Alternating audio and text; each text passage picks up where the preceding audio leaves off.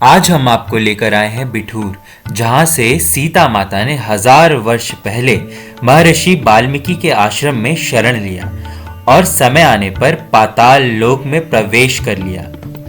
यहाँ जन्म हुआ था लव और कुश का, जिन्होंने यहीं पे अश्वमेध यज्ञ के घोड़े के साथ साथ हनुमान जी को भी बंदी बना लिया था।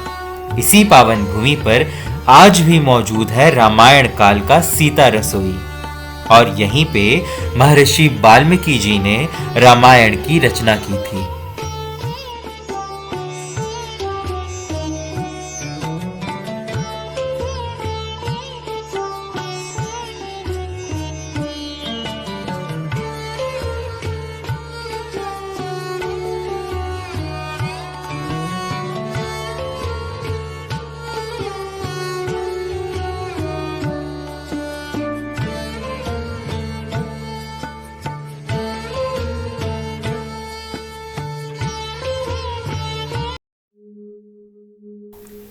आज हम दर्शन करेंगे बिठूर के वाल्मीकि आश्रम की।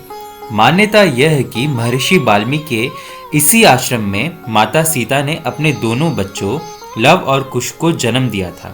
वैसे प्रायः सभी वाल्मीकि आश्रम में लव कुश के जन्म से संबंधित मान्यता जुड़ी हुई होती है, लेकिन इस स्थान से जुड़ी एक खास बात है जो इसे विशेष बनाती है और जो शायद आप भी नहीं जानते। तो आज के इस वीडियो में हम जानेंगे कि इस स्थान की वास्तविक महत्वता क्या है। लेकिन सबसे पहले इस आश्रम के दर्शन करते हैं। आश्रम में बाहर लगे पर्यटन मंत्रालय के बोर्ड से यह ज्ञात होता है कि इस स्थान का जीर्णोद्धार बिठूर के शासक पेशवा बाजीराव द्वितीय ने 9वीं सदी के प्रारंभ में करवाया था। यानी ये जो आप इमारत देख रहे हैं, ये भले ही 200 वर्ष पुरानी हो, लेकिन इसकी महिमा इस इमारत में नहीं बल्कि इस पावन स्थान की है, इस धरती की है, इस मिट्टी की है।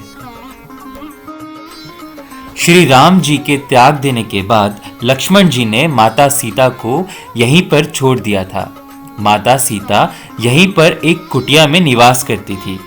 लव और कुश का इसी जगह पर जन्म हुआ था।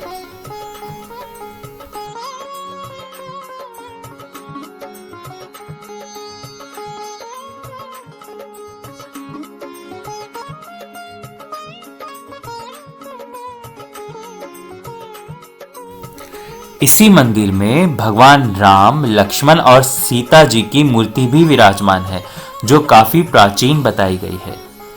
यहाँ पर पंचमुखी हनुमान जी की भी मूर्ति विराजमान है, जिसके दर्शन मात्र से ही सारी मनोकामनाएं पूर्ण होती हैं।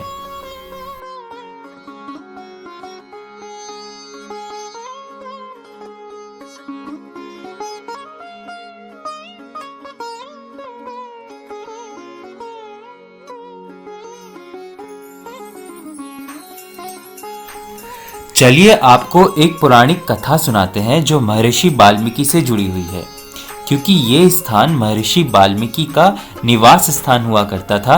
तो ये कहानी जानना आपको अत्यंत आवश्यक है।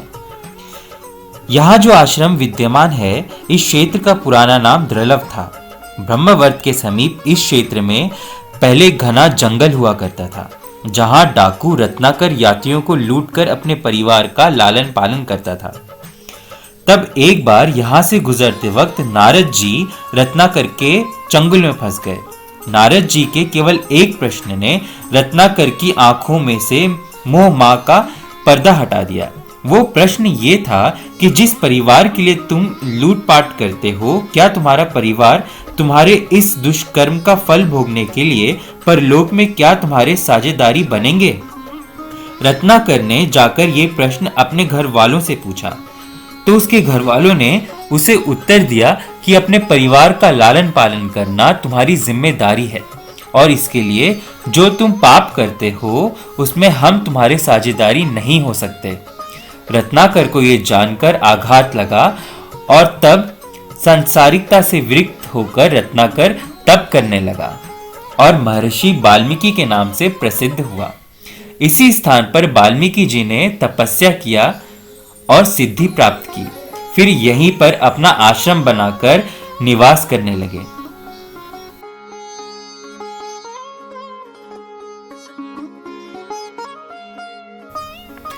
एक दिन महर्षि वाल्मीकि के इसी आश्रम के पास एक शिकारी ने क्रौंच पक्षी के एक जोड़े में से नर पक्षी को मार दिया। इस पर मादा क्रौंच पक्षी जोर जोर से विलाप करने लगी। क्रौंच पक्षी के विलाप को सुनकर महर्षि वाल्मीकि बहुत दुखी हुए और उन्होंने शिकारी को जाकर श्राप दे दिया। उन्होंने कहा, हे निषाद, जैसे तुमने क्रौंच के काम मोहित जोड़े से एक को मार दिया है, इसी तरह तुम कभी भी प्रतिष्ठा प्राप्त नहीं कर पाओगे।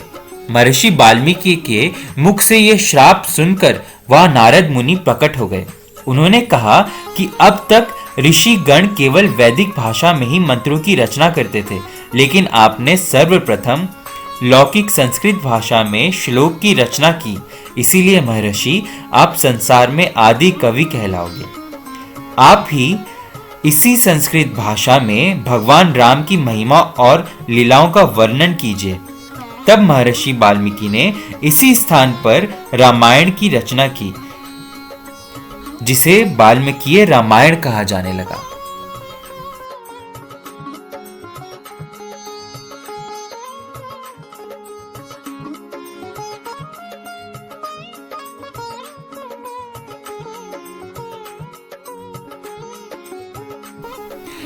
इसी आश्रम में स्थित है वन देवी कुटी। निर्वासन काल में जब देवी सीता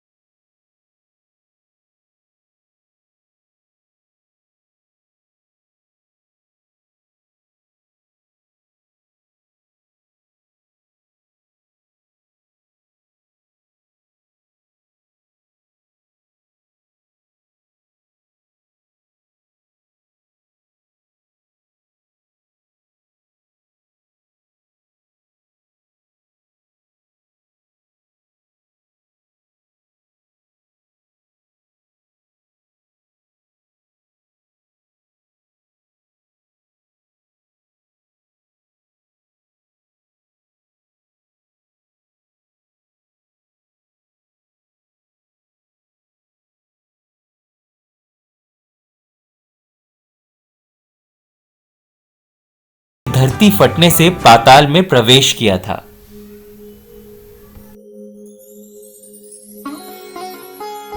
पुराणों में कहा गया है, लव कुश के जन्म के बाद ये घना जंगल एक दिव्य उद्यान में बदल गया था, जिसमें तरह तरह के फूल, पक्षी और जानवर आके रहने लगे थे।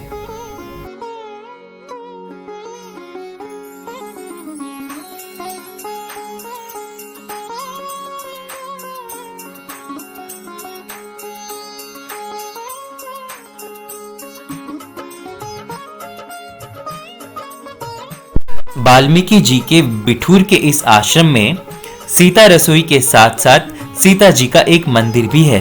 कहा जाता है माता सीता ने बेघरों के लिए यहीं पे खाना बनाया था।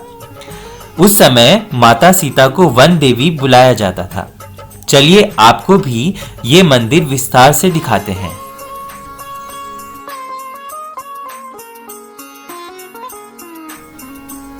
सीता माता के इस मंदिर में सीता माता के साथ साथ वाल्मीकि जी का भी एक बहुत ही प्राचीन मूर्ति है।